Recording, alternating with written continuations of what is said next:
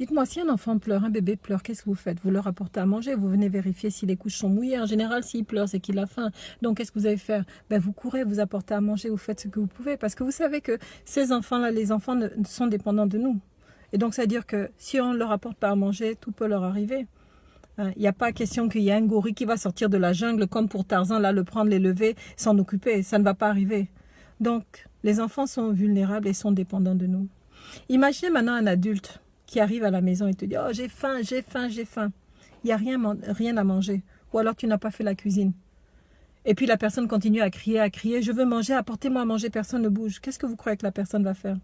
Cet homme va se lever et puis il va chercher lui-même sa nourriture. Ou il va aller lui-même faire à manger. Ou alors il va partir chez quelqu'un pour manger. Il va prendre la décision de satisfaire son besoin par lui-même. On est bien d'accord?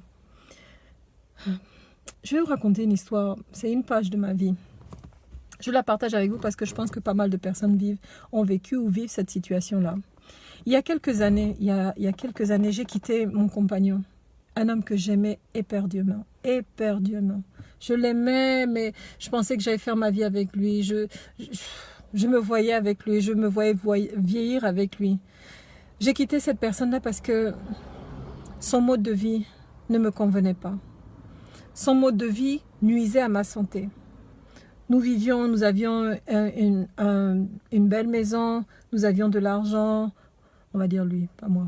Il avait de l'argent, moi j'étais à ses côtés, je l'aimais. Le problème c'est que j'étais trop souvent à l'hôpital parce qu'il avait un style de vie qui nuisait à ma santé. Il ne me battait pas, vous inquiétez pas, mais il aimait beaucoup les femmes. Et comme beaucoup d'hommes, il ne faisait pas très attention et du coup, c'est moi qui trinquais. J'ai attrapé des MST. Du coup, j'ai fini à l'hôpital. Et ça m'a coûté énormément cher parce que je ne peux plus avoir d'enfants normalement. Parce que, à cause de toutes ces maladies que j'ai eues. Mais je l'ai quitté parce que son mode de vie ne me convenait pas et ça nuisait à ma santé. Mais aussi, je pouvais avoir attrapé des maladies beaucoup plus sérieuses. Et j'avais des enfants et je me suis dit, mais si il m'arrive quelque chose, avec qui je vais laisser mes enfants? Si déjà je vois que mon compagnon se comporte de cette façon, donc ne me respecte pas, donc qui va prendre soin de mes enfants? Bien, qui? Je me suis dit que ça ne valait pas le coup parce que je me mettais à risque et si je me mettais à risque, j'avais des chances de détruire la vie de mes enfants. J'ai fait un choix. J'ai fait le choix de laisser tout ce que j'aimais. C'est-à-dire, j'ai quitté mon compagnon, j'ai abandonné notre vie, la voiture, la maison, j'ai pris mes enfants et je suis partie parce que je ne voyais pas la vie comme ça. Je ne voyais pas ma vie comme ça. C'était une décision qui était difficile. Elle était difficile pour moi parce que vous savez, je me suis posée avant de prendre cette décision. J'ai pris une feuille blanche, j'ai fait 3 colonnes. Ma vie avant, ma vie avec lui, ma vie après. Avant, ça va, c'était ok. Avec lui, c'était le grand amour, je l'aimais. C'était lui. Mais j'avais marqué risque, sida, MST, destruction, etc., etc. Et puis j'avançais nulle part. Alors je me suis dit, après avoir fait le tour de cette relation, parce qu'on s'est quitté, on s'est remis ensemble, et après on s'est quitté définitivement. Mais c'était douloureux. Donc j'ai rempli la 3e colonne en disant, qu'est-ce que tu sais faire?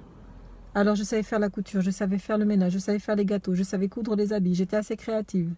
Je savais faire du sport, je ne sais pas si c'est une compétence. Mais bon, bref, j'ai fait cette liste de tout ce que je savais faire.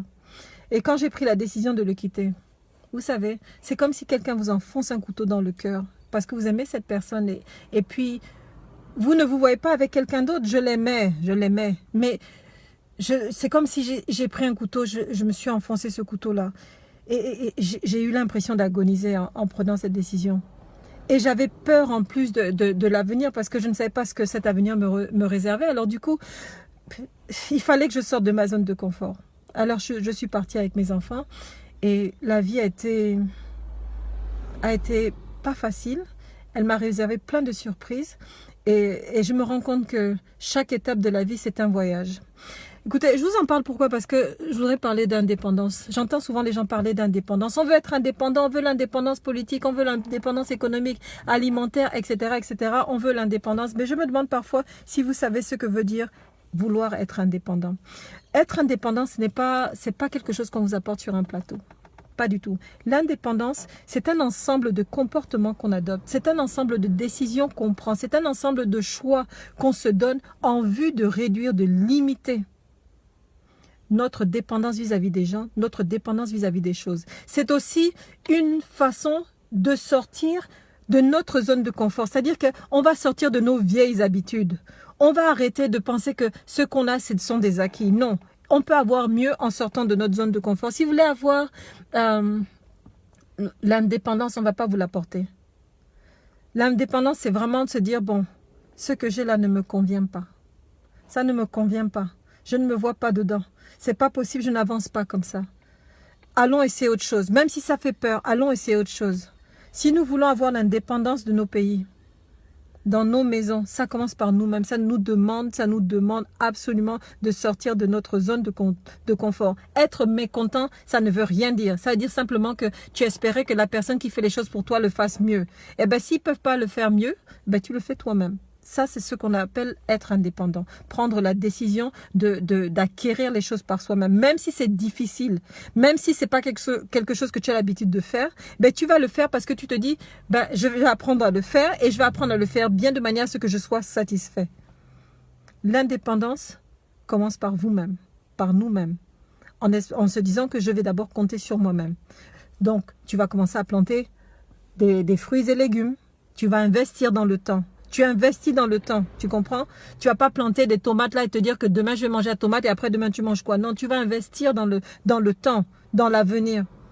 L'indépendance, c'est ça. L'indépendance, c'est adopter des comportements, prendre des décisions, se donner des choix. Même si c'est des choix difficiles, même si ce sont des choix difficiles, c'est des choix nécessaires. Ce sont des comportements nécessaires. Ce sont des décisions nécessaires qu'on doit assumer en vue de changer son environnement, en vue de changer son mode de vie, en vue d'améliorer sa vie.